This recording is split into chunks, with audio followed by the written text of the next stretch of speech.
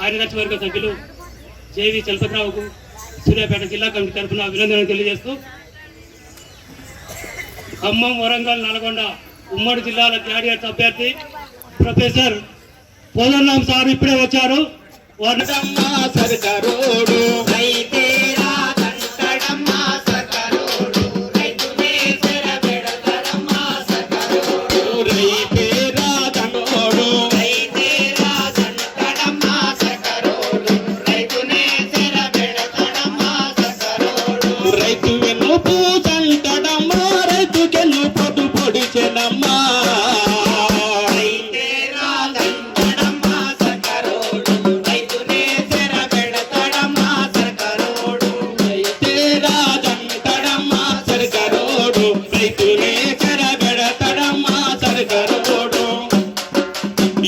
తల్లి నీళ్ళు పెట్టి అమ్మల పోసి పంట దిగుబడి పెంచినాడే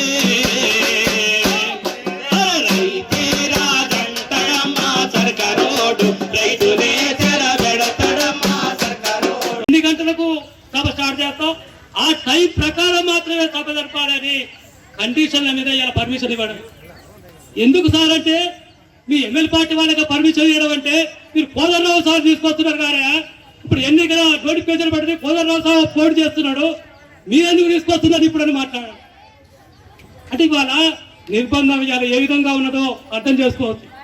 ర్యాలీ స్టార్ట్ అయిన కానించి కూడా, స్టార్ట్ కాకముందు నుంచి కూడా ఇంకెప్పుడు స్టార్ట్ అవుతుంది, ఎప్పుడు ముగిస్తారు అనే యొక్క వాళ్ళ నుంచి మనకు ఇబ్బందులు ఎదుర్కొంటున్నా కూడా ఈ సభను తప్పకుండా విజయవంతం చేసుకుందాం. ఆఖరికి పర్మిషన్ ఇవ్వకున్నా కూడా జరపాలనుకున్న నిర్ణయానికి వచ్చే ఈ సభను మనం జరుపుకుంటాం. ఇప్పుడు మీ ముందు నల్గొండ, ఖమ్మం, వరంగల్ గ్రాడ్యుయేట్ అభ్యర్థి ఎమ్మెల్సీ అభ్యర్థి శ్రీ ప్రొఫెసర్ పోదన్నాం సార్ గారిని ఇంకా కోరుతున్నాం. చాలా అన్యాయం ఘటన. ఎందుకు ఆయన మీద దాడి చేశారు? ఆయన అనట గవర్నమెంట్ భూములు ఆక్రమించిన విషయం మీద హైకోర్టులో కేసు వేసింది. ఆడ ఒక లాకప్ డెత్ జరిగింది, రంగయ్య అంటే. ఆ లాకప్ హత్య మీద విచారణ జరపాలి అని చెప్పి హైకోర్టులో కేసు వేసింది. వెనకడికి మధుకర్ అని ఒక ఆయన కులాంతర వివాహం చేసుకున్నందుకు గాను ఆయన మీద దాడి చేసి చంపితే ఆ విషయం మీద కూడా కేసు వేసిండు. ఇట్లా ప్రజల సమస్యలు లేవనెత్తి కేసులు వేసినందుకు కొంతమందికి కోపము ఈ మామూలు అయితే ఏమైతే తిడతారు పోతారు, కానీ కోపం వచ్చింది అధికార పార్టీ నాయకులు.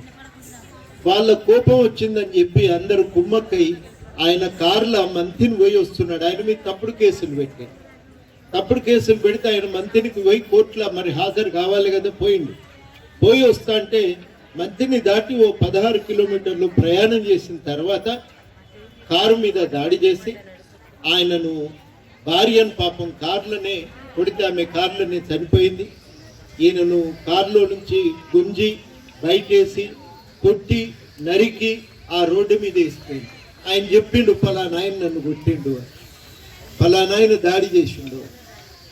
మరి ఆయన అడిగింది న్యాయం అడిగిన వాళ్ళ మీద ఇట్లా అన్యాయంగా దాడి ఎట్లా చేస్తారని ఇవాళ ప్రపంచం అంతా కూడా దాన్ని ఖండిస్తున్నది. మనం కూడా ఖండిస్తాం. తర్వాత సభ తీర్మానం చేస్తుంది. కానీ మొట్టమొదట ఈ సభ మనం అందరం కూడా దాన్ని ఖండించాల్సిన అవసరం ఉందని మీ అందరికీ తెలియజేస్తూ, దుర్మార్గం, నువ్వు చేసేదే తప్పు పనిని అడిగినందుకు ఇట్లెట్లా కుదురుతుందని అడిగితే మీద పడి దాడి చేస్తారా అని చెప్పి ఇలా మనం అందరం దాన్ని ఖండిస్తూ, ఒక మాట ఇలా ఈ దాడి అధికార పార్టీ నాయకులు ఉన్నారని నిన్న చనిపోతూ అడ్వకేట్ పేరు వామన్ రావు, భార్య పేరు నాగమణి. ఆ వామన్ రావు చనిపోతూ ఆయన సరే టీవీల ముందు మాట్లాడిండు, పలానా ఆయన నన్ను కొట్టిండు అని. ఆ దాడి చేసిన ఆయన టిఆర్ఎస్ పార్టీ నాయకులు. మరి మీరు అధికార పార్టీ నాయకులు చట్టాన్ని అమలు చేసుడు మీ బాధ్యత.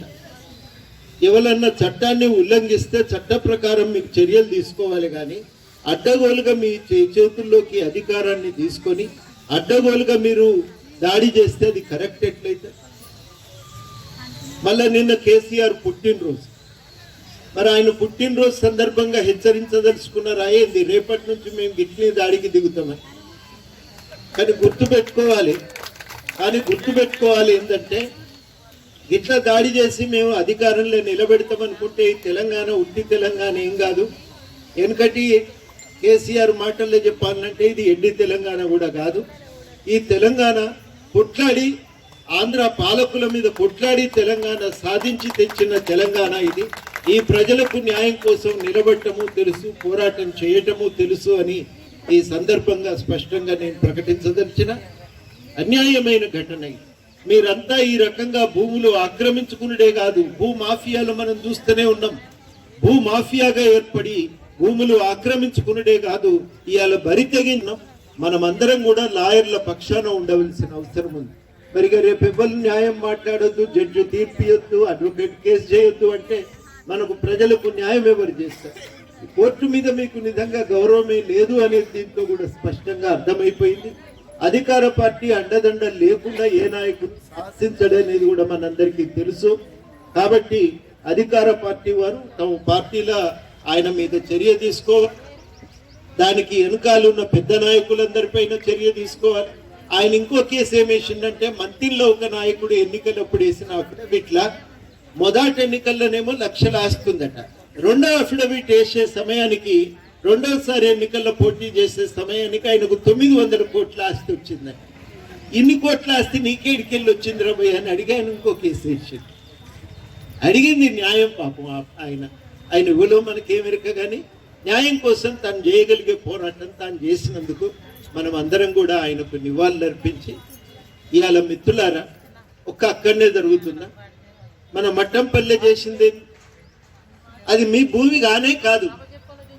ఎంత దౌర్జన్యం అంటే, సూర్యాపేట బస్ స్టాండ్ నాదే అని ఆక్రమించుకున్నాడు ఎట్లుంటుందో మట్టంపల్లి భూముల్లో ఆయన ఎవరో రవీందర్ రెడ్డి ఎవరో కానీ ఆయన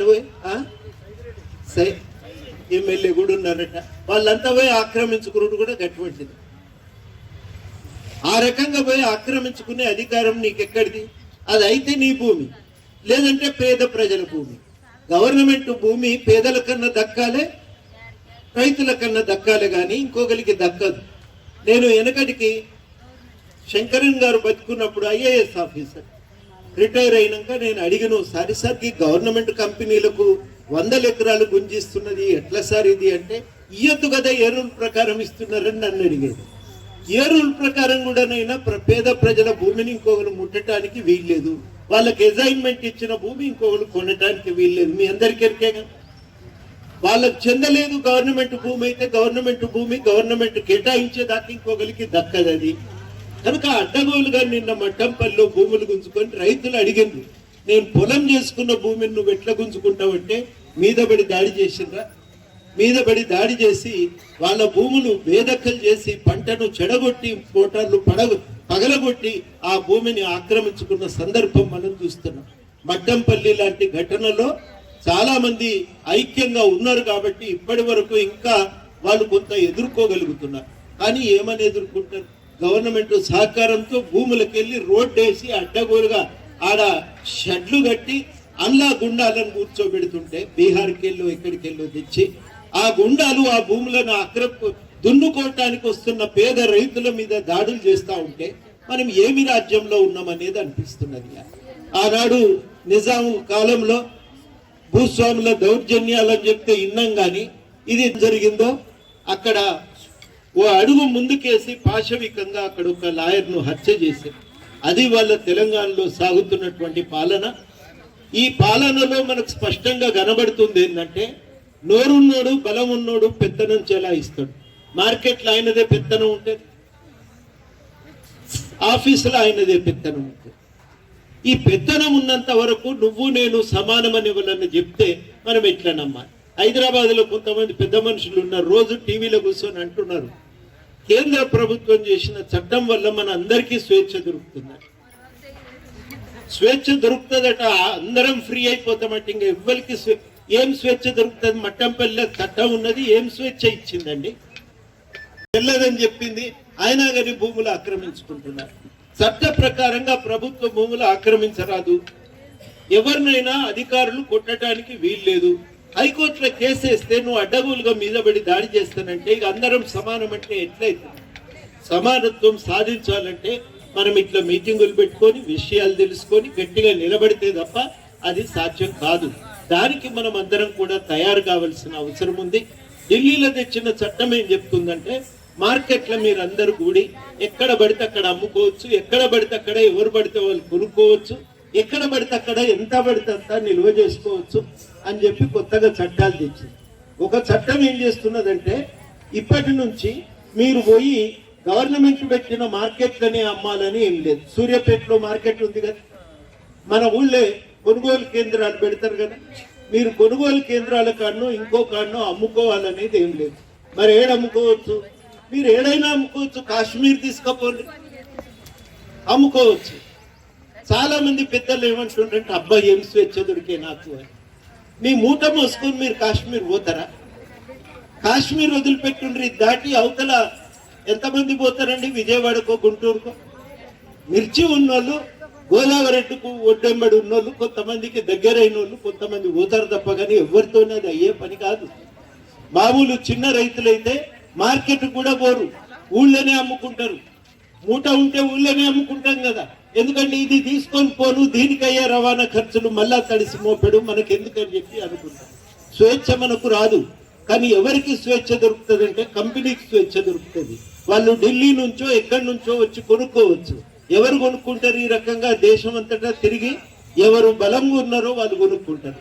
ఇవాళ దేశంలో అంబానీ, అదానీ అనే 2 కంపెనీలకు, అట్లాంటి కార్పొరేట్ కంపెనీలకు ఎక్కడ పడితే అక్కడ దాన్ని కొనుక్కోవాలనేటువంటిది, వ్యాపారం చేసుకోవాలనేటువంటి కోరిక చాలా బలంగా ఉంది.